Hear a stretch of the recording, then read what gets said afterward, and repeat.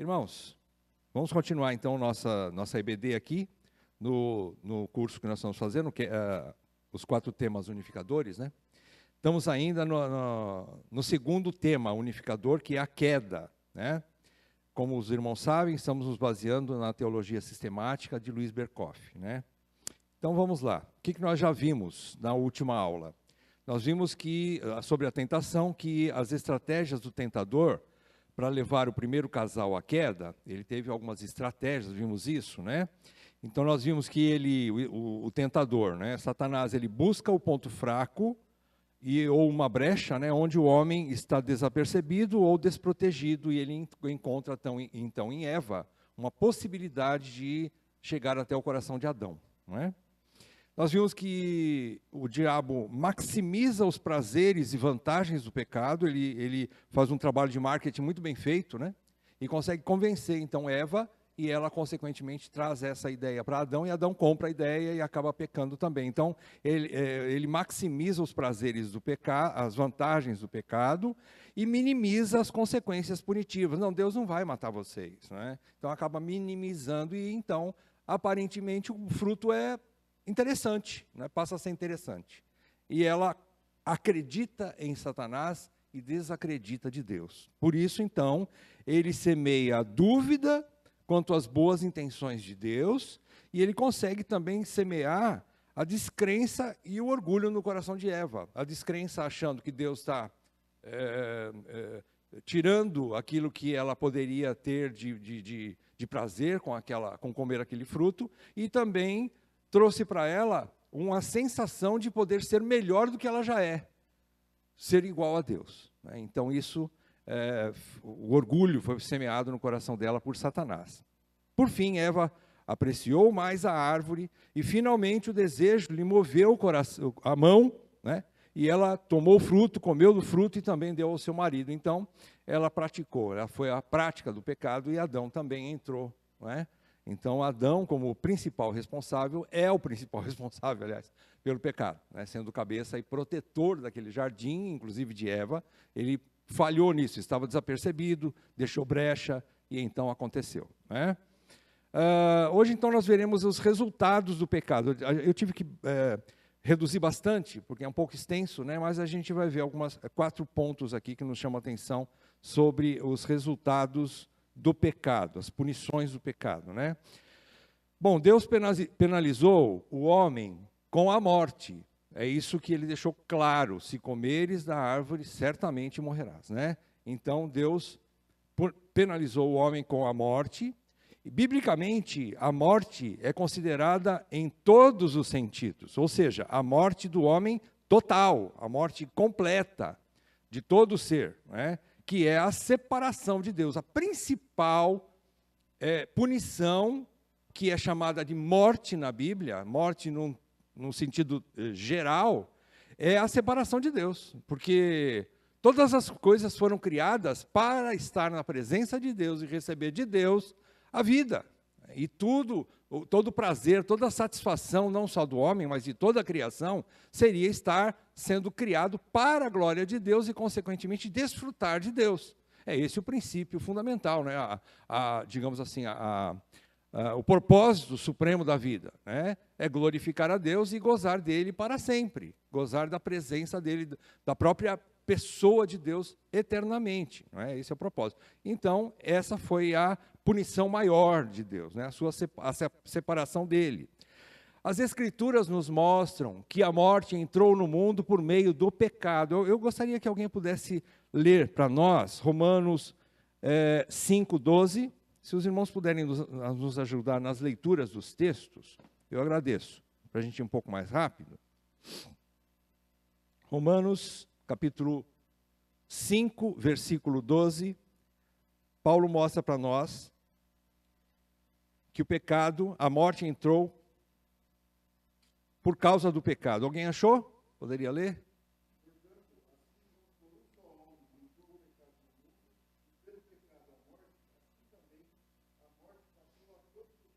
Uhum. Amém. Então, o que a gente pode perceber disso? Que antes do pecado não havia a morte. né? E antes do pecado não havia morte. Então, nós vamos ver daqui a pouco, confirmando isso, o homem foi criado para ser eterno. Isso não quer dizer que ele não teria cansaços, limitações ao longo da vida, mas todos os dias ele teria um descanso, representado pelo 7º dia do Senhor na criação. O homem teria da mesma forma um descanso para se manter vivo, né? E não morreria, não é? Ele não teria o fim de vida, né? Então a morte entrou por causa do pecado. E, continuando aqui, e que o salário do pecado é a morte. Então, por causa do pecado, aí capítulo 6 de Romanos, né? Versículo 23. Alguém pode ler para nós? Uhum. Uhum. O salário do pecado é a morte. Uma vez que se Adão não tivesse pecado, consequentemente, ele não teria colhido o salário do pecado. É inevitável a colheita, né? É inevitável a colheita por causa do pecado que ele cometeu. Então, a penalidade do pecado inclui a morte física, mas abrange muito mais que isso. É isso que eu quero estudar conosco, com a gente hoje de manhã. A teologia reformada identifica os seguintes fatos como castigo efetivo do pecado. Em primeiro lugar, a morte espiritual. Depois nós vamos ver os sofrimentos da vida, a morte física e, por fim, a morte eterna. São 4 pontos aí que Berkhof separa para a gente poder entender o que significa morte num sentido geral, né? Vamos lá. Em primeiro lugar, a morte espiritual. Como consequência principal e imediata do pecado, essa consequência principal e imediata do pecado, o homem passou a ser corruptível por natureza. A sua natureza imediatamente se transforma de uma natureza santa, pura e eterna a uma natureza corrupta e mortal, né? E que seria dominada pela morte, né? Então ele perde toda a sua natureza original e passa a ser uma natureza caída, como é chamada pela teologia, né? Nós temos a natureza caída, ou a natureza corrupta, né? Totalmente depravada, no sentido de que não tem nada no ser humano que seja agradável aos olhos de Deus, que seja bom aos olhos de Deus, nada, né? Então, como consequência de ser a natureza, né, do homem passou a ser totalmente, a natureza do homem passou a ser totalmente corruptível, essa morte, então, é a perda da comunhão com Deus, de quem procede toda a pureza e toda a verdadeira e plena vida. Então, o homem perdeu o acesso à fonte. A simbologia da árvore da vida, que estava no centro do jardim, é exatamente isso. Ele não teve mais acesso, porque vocês sabem que, vocês leram, já estudaram, como consequência do pecado, a primeira coisa, Deus expulsou Adão e Eva do paraíso, né, do Éden, onde ali simbolizando a árvore da vida, ali no meio simbolizando a vida eterna, que seria a própria presença de Deus, a próprio convívio, comunhão com Deus, que traria essa vida abundante. Não só no sentido de eternidade, de tempo, mas também poderíamos dizer, de qualidade, né, de satisfação plena diante da pessoa, ou na presença de Deus, né? Eles teriam uma plenitude de vida, a vida abundante, né, por assim dizer. Então, eles perderam isso, e por causa disso também toda a humanidade sofre essa condenação, porque a natureza de Adão passa a toda a humanidade. Como nossos primeiros pais, então nós herdamos isso dele, né? Depois, o homem carrega, como morte espiritual também, o homem carrega o fardo da culpa.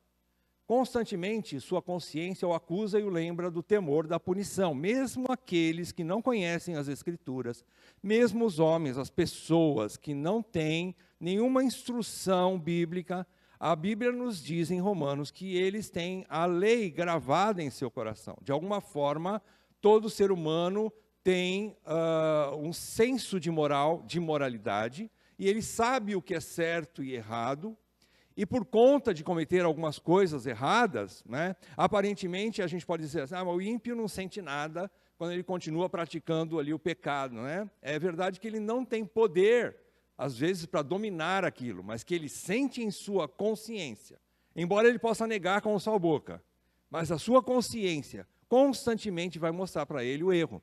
Ele não tem poder para se livrar daquela condenação e buscar um meio de se salvar daquilo. Se Deus não atuar nele, ele não tem condições. Mas ele tem a consciência de que aquilo que ele está praticando é errado. Ele tem a consciência. Embora negue. Até o fim da vida ele vai negar. Mas, então, constantemente a sua consciência o acusa e o lembra do temor da punição. Há algo dentro do ser humano que o acusa, né? A sua consciência. Deus colocou isso lá, no ser humano. Né? Isso independente de religião. Além da culpa, existe uma influência corruptora na vida. Diante de Deus, somos injustos e também impuros. Essa impureza, ou seja, essa depravação, que ela está sempre ativa dentro do ser humano, ela é constantemente ativa, essa impureza, ela se manifesta em nossos pensamentos, palavras e ações. E isso também a gente pode dizer que não é uma prerrogativa somente dos ímpios, somente dos incrédulos, porque nós continuamos a ter essa mesma natureza, como Gálatas nos ensina, que nós temos uma luta dentro de nós, carne contra espírito. A gente poderia dizer que a natureza adâmica contra a nova natureza de Cristo em nós, que guerreia dentro de nós, porque nós ainda temos algumas situações que nós temos pensamentos impuros, nós temos, às vezes, palavras impuras e ações impuras, por conta do pecado. Não quer dizer que só por conta da nossa conversão a Cristo e de termos uma nova natureza, nós estamos isentos de cair em pecado. Não quer dizer que o crente nunca peca, o crente peca. Mas por conta do Espírito Santo na vida dele, o Espírito Santo é o poder, ou a graça, que é poder, para se arrepender e se livrar daquele pecado e voltar para Deus. Né? É a bênção que nós temos por conta da salvação em Cristo. Né? Então, essa morte espiritual, né, ela também abrange essa ação constante dessa natureza depravada em pensamentos, palavras e ações. E não fosse a graça comum restringir a corrupção da humanidade, a vida social seria inteiramente impossível. Se não fosse Deus restringir em todo o mundo, em toda a raça humana, ele restringir por sua ação, através daquilo que a teologia chama de graça comum, ou seja, é uma ação de Deus em todo o ser humano, até mesmo nos ímpios, que refreia essa depravação total, que refreia as intenções mais maldosas que pode haver no coração do homem. Se Deus não fizesse isso, nós não teríamos um mundo relativamente organizado, uma certa possibilidade de viver em sociedade. Nós não teríamos isso. Né? Seria como é que eu posso dizer, uma barbárie completa, né? Uma ação completa de um matando o outro, um passando a perna no outro, e totalmente, né, estaríamos aí num caos, o mundo seria um caos. Né? Mas existe uma certa ordem, porque Deus assim mantém por conta da graça comum. Né? Então isso é a morte espiritual. Em segundo lugar, nós temos aí os sofrimentos da vida, falando da vida física agora. O pecado produziu distúrbios na vida biológica, no corpo e na mente do homem. A vida física tornou-se cativa de fraquezas, doenças e penosas agonias. E a mente ficou sujeita a perturbações angustiantes que roubam a alegria de viver, desqualificam produtivamente o homem e destroem o equilíbrio mental. A gente percebe que a gente sofre esses danos, né?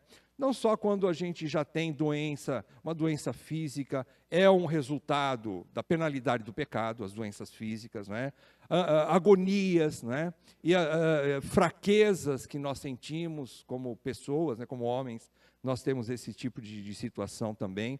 E a nossa mente, muitas vezes a gente, por algumas circunstâncias que nos rodeiam, a gente perde a alegria da vida. A gente começa a sentir alguma coisa no sentido de que não vale a pena estar aqui.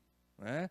E algumas perturbações, e situações de fraquezas que nos desqualificam até para o trabalho, né? Produtivamente, a gente acaba ficando limitado por conta de cansaços, por conta de incapacidades intelectuais e outras coisas mais, né? Então a gente tem essa situação difícil também, e também o equilíbrio mental, a gente perdeu esse equilíbrio, né? Mental, às vezes a gente explode, fere pessoas que estão ao nosso redor e provoca muitas outras coisas. Vamos abrir o texto de Gênesis 3, de 16 a 19.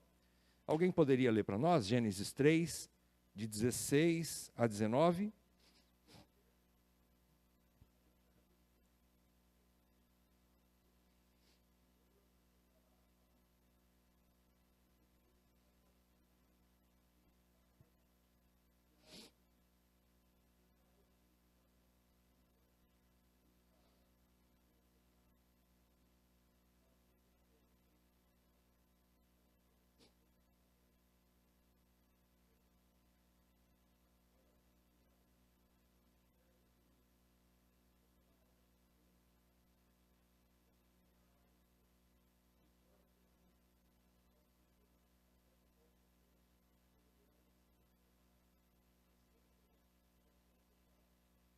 Exatamente. Então, aqui, Deus pronuncia, né, no sentido geral, né,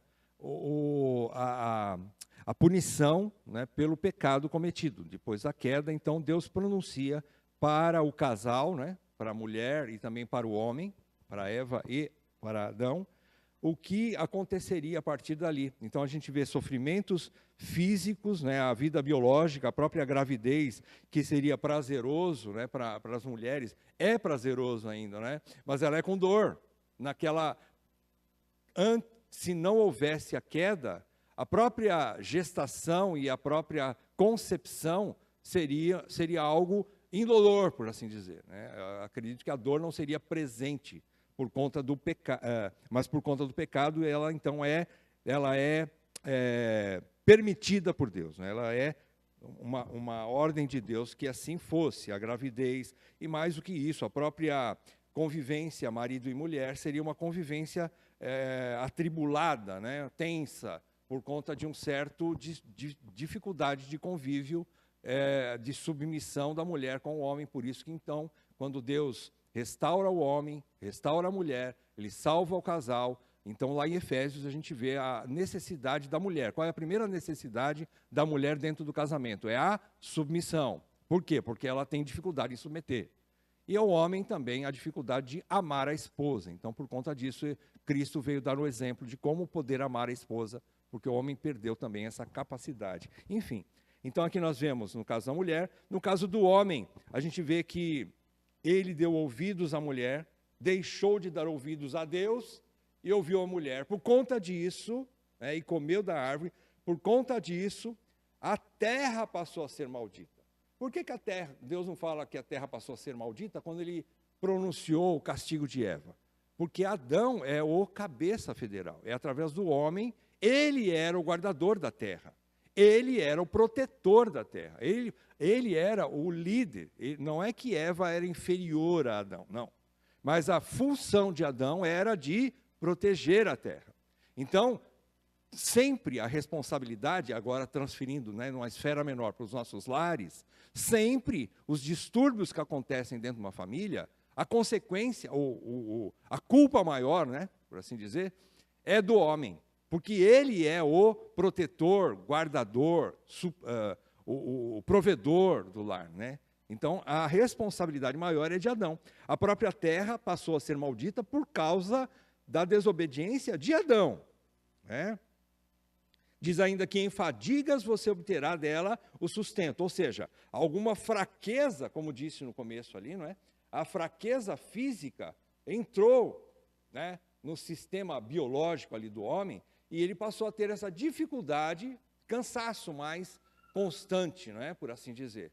Dificuldades, limitações físicas, que faria com que ele, para sobreviver, ele precisasse gastar sua energia, né, de uma forma assim que levaria a um cansaço, levaria a uma tristeza até mesmo, a um sofrimento, para poder se sobreviver. para poder trazer sustento para si mesmo e para sua casa, para sua família, né? Em fadigas, ele obterá o sustento. Versículo 18, ela produzirá também, a terra, né? Produzirá espinhos e ervas daninhas, e você comerá a erva do campo. Ali dizendo que você teria que trazer uma seleção, fazer uma seleção. Não é tudo aquilo que você vai trabalhar que você vai poder comer ou colher e ser útil, e também vai ser difícil, porque você vai se machucar para buscar esse alimento, né? Com os espinhos da vida, né?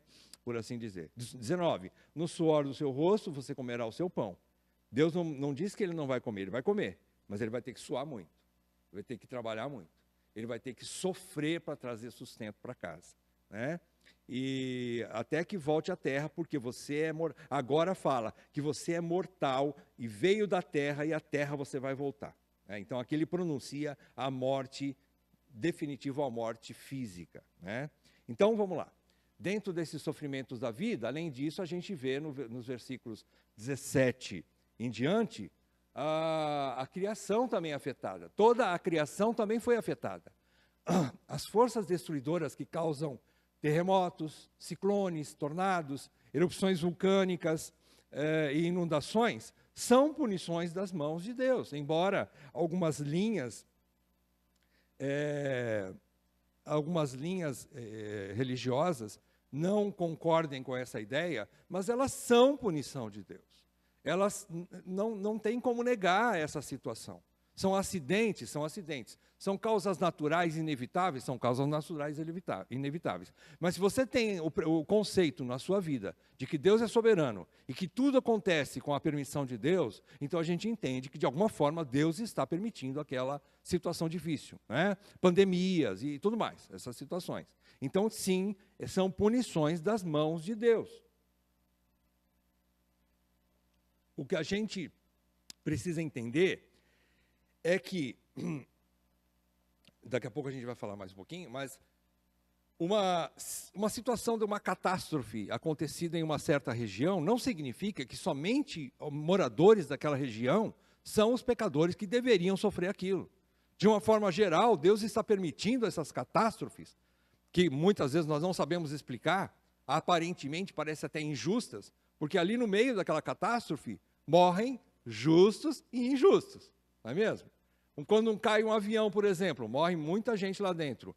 Pode ter algum cristão fiel ali? Pode. Pode ter algum cristão fiel. Por que Deus faz isso? Não sabemos. Mas Ele está mostrando a sua ira. De alguma forma, Ele está dando sinais de que a humanidade está num caminho errado. A situação do mundo não agrada a Deus. E a ira de Deus se manifesta em algumas circunstâncias, até mesmo, né, dessa forma, dessas catástrofes naturais e outras coisas mais. Acidentes, né, são sim punições das mãos de Deus.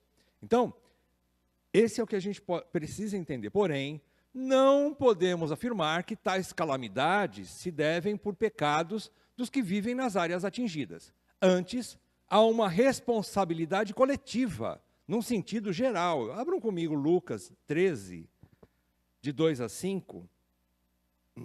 Lucas, capítulo 13. Do versículo 2 ao versículo 5, Jesus está explicando uma circunstância de uma catástrofe que aconteceu na época dele. E as pessoas estavam ali, né,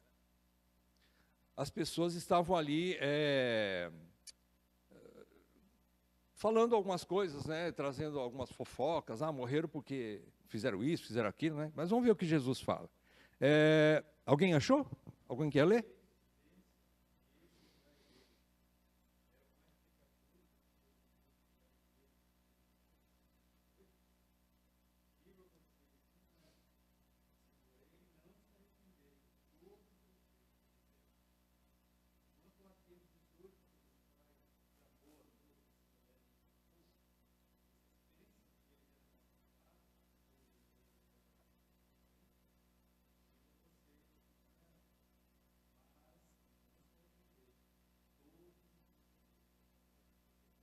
Interessante, né? Jesus está dizendo, de uma forma geral. Eles não eram mais pecadores que o resto da humanidade. Alguém poderia estar dizendo, alguns judeus, né, poderiam estar dizendo, ainda bem que não foi conosco, porque nós estamos tudo certinho, né? Nós estamos andando bem, nós estamos fazendo tudo, né, perfeitamente, somos santinhos, somos perfeitos, não temos nada de nenhuma mancha, nenhuma mácula na nossa conduta. Mas eles, galileus, né, eram desviados da fé judaica e não sei o quê, por isso eles morreram. Foi uma punição de Deus para aqueles. E Jesus diz, não é para aqueles somente, eles sofreram aquela situação. Mas, no geral, foi uma catástrofe que aconteceu no sentido geral, para mostrar que Deus está irado, é um Deus irado, nós estamos às mãos de um Deus irado, né? Vou trazer a pregação disso,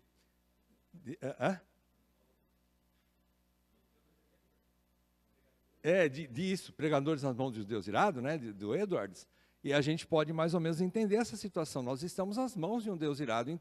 Aquela catástrofe que aconteceu naqueles 18 galileus, sobre aqueles 18, era somente uma pitada, né, por assim dizer, uma pitada da ira de Deus sobre a qual nós estamos. Nós estamos sobre a mão irada de Deus sobre uma humanidade que foi rebelde contra Ele desde o início. E por conta dessas calamidades que acontecem em pontos, né, pontualmente em algumas regiões e tal, não é culpa somente daquelas pessoas, é culpa de todos nós, é culpa de toda a humanidade, né? Mas isso virá de uma forma maior e mais terrível lá no fim das contas, né? Quando tudo se acabar, Deus está mostrando agora um pouquinho da sua ira. A gente fica pensando, e quando Deus puser a mão de forma completa sobre a humanidade? Senhor, tem misericórdia de nós, né? Então é por conta disso que Jesus está explicando. Então, segundo ponto aí, os sofrimentos da vida. Depois dos sofrimentos da vida, nós temos a morte física.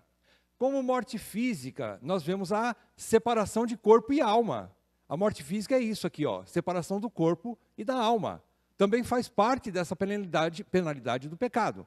Disse Deus, nós já lemos, né, 3,19 de Gênesis, tu és pó e ao pó tornarás. Isso é morte física. Então há um limite para a vida. Nós não sabemos quanto tempo nós temos de vida. Por isso Paulo nos ensina, 4 de Efésios, 5 de Efésios, ele nos ensina a remir o tempo. O que é remir o tempo? Fazer as coisas boas, né? Eu tenho que poupar hoje para guardar dinheiro para amanhã. É bom isso? É bom. Mas é muito mais que isso que Paulo está dizendo. Ele está dizendo para você ter um relacionamento adequado com Deus. Remir o tempo é depois, na sequência, é buscar estar cheio do Espírito Santo. Capítulo 5, versículo 18. E por conta de estar cheio do Espírito Santo, você viver para a glória de Deus e para abençoar o seu semelhante. Para isso que nós ainda temos um pouco de vida. Um pouco de vida. Nós temos um restinho ainda de combustível para viver nesse mundo. E para esse pouco de vida que ainda temos, que nós vivamos para a glória de Deus e para transmitir o amor de Cristo para as pessoas ao nosso redor. Né? Por quê? Porque nós somos peregrinos e forasteiros nesse mundo. Nós não estamos criando raízes aqui nesse mundo. Nós precisamos entender que nós temos uma outra pátria. E nós não podemos esperar de governo, de Donald Trump, desculpa eu falando, corrigir as situações erradas do mundo. Nós não vamos conseguir. É bom que sejam feitas algumas coisas de forma aí que resolvam um pouco a situação dos países, né? É bom, claro, nós queremos que a justiça seja feita. Nós queremos viver num mundo um pouco mais justo, para que nós tenhamos um pouco mais de tranquilidade. Para quê? Para continuar conhecendo a Deus, continuar nos relacionando com Deus, continuar crescendo na graça e conhecimento de Cristo, continuar sendo cheios do Espírito Santo para nos preparar para o dia de partirmos desse mundo, desse galinheiro que não nos pertence, porque nós não somos galinhas, nós somos águias, vamos fazer uma analogia, né? E não vemos a hora de voar desse galinheiro para os ares mais altos, porque nós temos uma vida muito mais excelente em outro lugar, em outra pátria, né? Então nós não podemos estar aí criando raízes muito nesse mundo, né? E graças a Deus por esse entendimento que nós vamos um dia voltar para o pó. Isso nos faz sentar hoje, né, e pensar, o que eu estou fazendo com o tempo que me resta? O que eu vou fazer, com o tempo que me resta? O que eu fiz aqui para trás na minha vida? Bom, se eu ficar olhando muito o que eu fiz lá para trás, os erros cometidos, eu vou perder tempo de me preparar para o que vem pela frente, né? Então Paulo diz assim, esquecendo-me das coisas que para trás ficam, avanço para o alvo, para o prêmio da soberana vocação de Deus em Cristo Jesus. A coroa é a vida eterna. Eu tenho que olhar para o alto, eu tenho que olhar para a glória, eu tenho que pensar na minha pátria, na Nova Jerusalém, onde eu vou viver com Cristo para o resto da vida. Esse é meu alvo. Eu não posso ficar aí perdendo tempo com muitas coisas aqui, querendo resolver problemas dessa pátria terrena que ela vai um dia se extinguir. Isso vai acabar. Isso não é o meu alvo supremo, não é? Vamos lá. Quanto à morte física ainda, o primeiro homem não foi criado mortal, ele não foi criado mortal. Algumas linhas, desde o pelagianismo, alguns admitiam isso. Não, o homem, ele já era mortal ainda antes da queda. Ele foi criado mortal, porque ele já era do pó da terra, então, consequentemente, ele morreria. Não, Deus não diz isso. Deus diz que a morte entrou por causa do pecado. Nós vimos lá em Romanos, exaustivamente. O salário do pecado é a morte. Uma vez que o pecado não existia antes da queda, não havia também a morte. Então, o homem foi criado, sim, para ser imortal, para ser eterno. Né? Apesar da sua inferioridade a Deus, claro, ele era uma criatura, né? Para glorificar a Deus, para adorar a Deus, para ter comunhão com Deus, né? Submissa a Deus.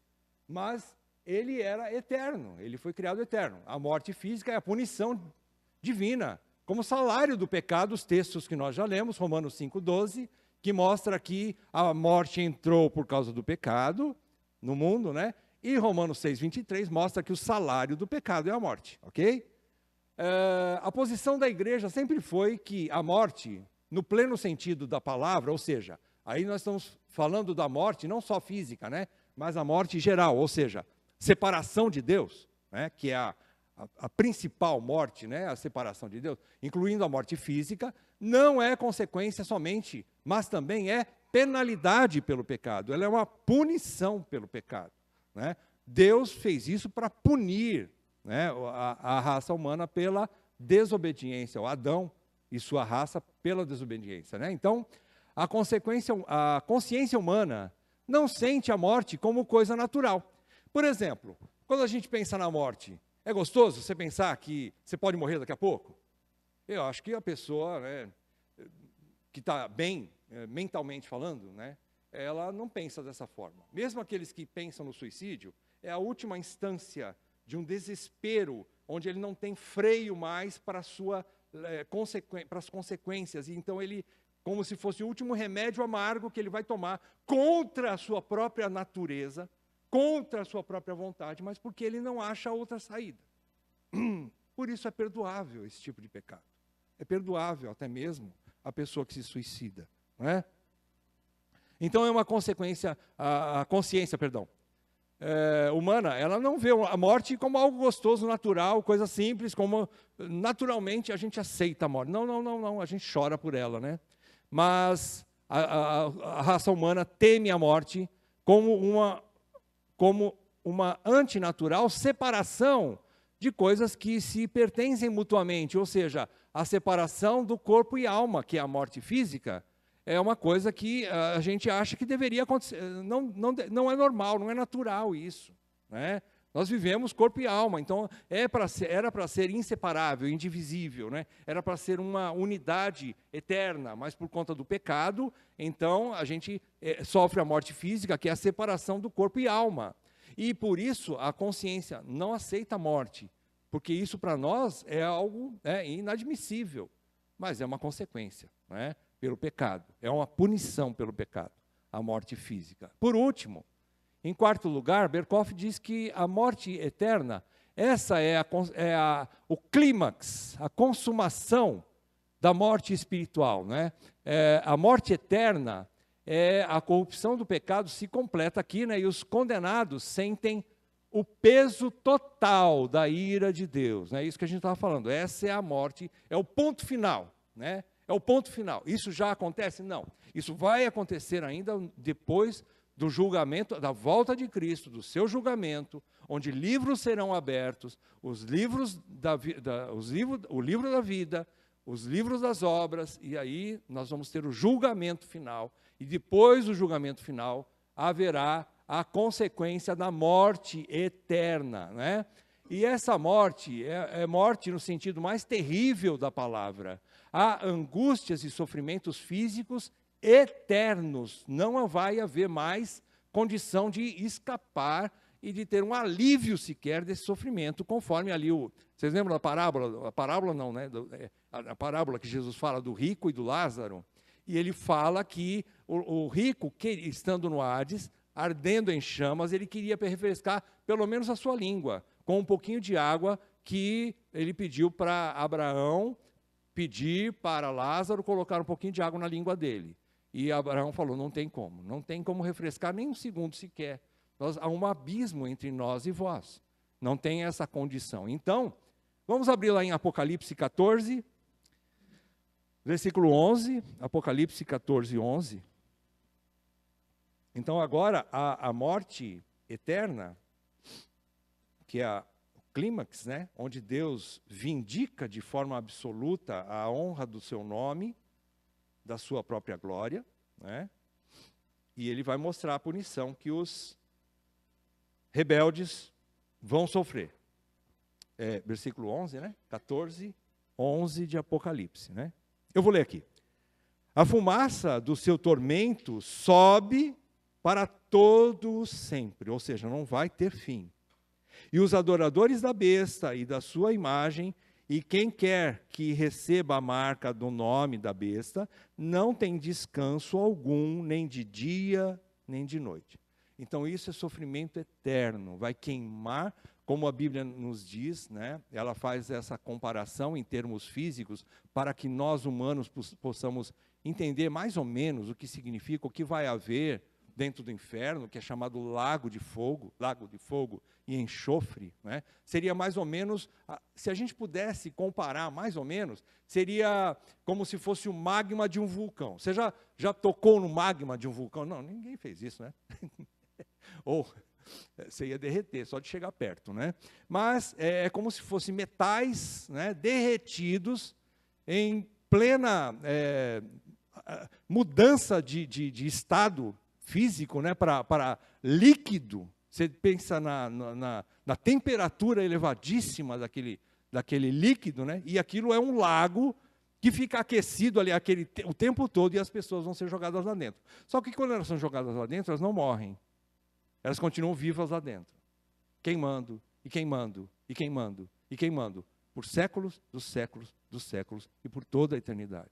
Então você pensa no tamanho da ira de Deus, e aí você consegue ver um pouco, né, do poder desse Deus, né, e de como ele está irado com a humanidade, né, pelas consequências que ele já preparou. Interessante que tudo isso, queridos, já estava preparado desde toda a eternidade. O pecado não foi um erro, né, de cálculo de Deus, ou como é que a gente pode dizer? Algo imprevisto, né, nos planos de Deus, né? Um cochilo dele, né, acabou entrando no pecado. Não, isso era um projeto. Deus criou Satanás para fazer o que ele fez. Deus permitiu o livre-arbítrio de Adão e Eva para fazer o que eles fizeram. Isso não foi nada que estava fora dos planos de Deus. Pelo contrário, tudo já estava programado por Deus. Isso é que nos deixa fascinados nesse Deus maravilhoso, né? E no fim das contas, nós vamos compreender lá no final o que tudo isso significa. Ainda para hoje, para nós, há uma grande interrogação, né? Como essas coisas podem se ajustar dentro de um coração de um Deus bom, justo e perfeito, né? Mas aos poucos a gente está conhecendo pela palavra, né? Pelas consequências que a gente percebe no mundo, todas essas situações que nós estudamos, e a gente vai vendo então que existe sim uma situação que é totalmente justa. Deus, é mais do que justo Deus fazer tudo isso, né? Então está aí. Quais os propósitos da punição, vamos terminar, das punições divinas? Primeiro, vindicar a retidão ou justiça divina. Deuteronômio 32:4, vamos ler bem rápido, para a gente encerrar. Deuteronômio 32, versículo 4, alguém achou já?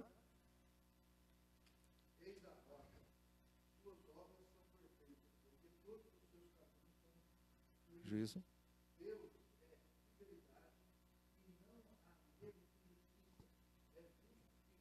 Muito bem. Então, para vindicar a justiça, a santidade do seu nome. Segundo lugar, vamos lá em Hebreus Vamos ver a diferença entre reformar o pecador e punir o ímpio. Vamos ver, Hebreus 12, 5 e 6. Quem achou? Eu vou pôr todos aqui para a gente já adiantar a leitura.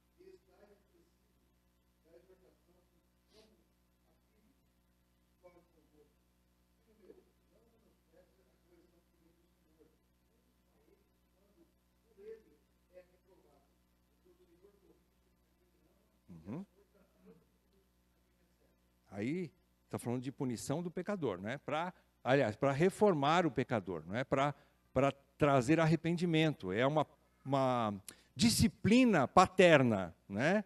Deus está punindo seus filhos, ele pune filhos. Porém, vamos lá em Hebreus 10, 26 e 27.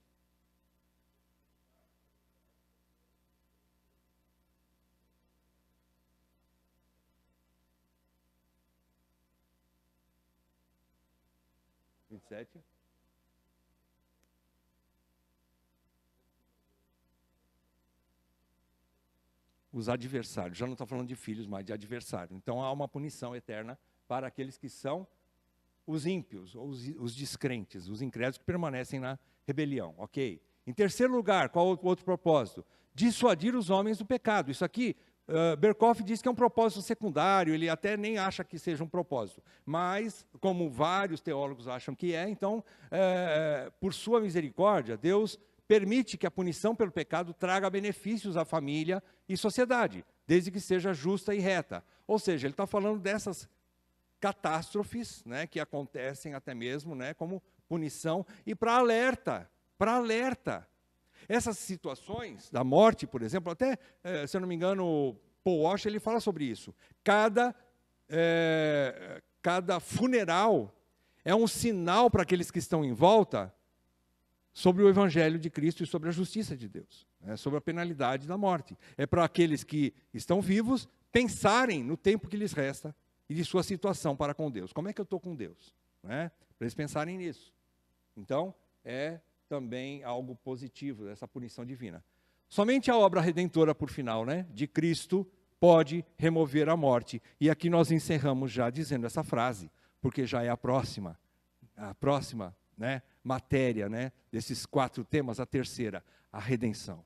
Aí isso vai nos trazer ânimo, para ver que tudo isso sobre o pecado, houve solução e remédio em Cristo. Vamos falar sobre redenção, amém? Vamos orar? Senhor Deus, obrigado, Senhor, pela Tua palavra, porque só ela é poderosa para convencer os nossos corações. Homens nos ensinam a entender melhor a Tua palavra e somos gratos por isso, Senhor. Por todo esse material que o Senhor coloca em nossas mãos, para abrir mais o nosso entendimento e para mergulharmos mais na Tua palavra e entendermos o Teu soberano propósito. Muito obrigado por isso, Senhor, em nome de Jesus. Amém, Pai. Amém.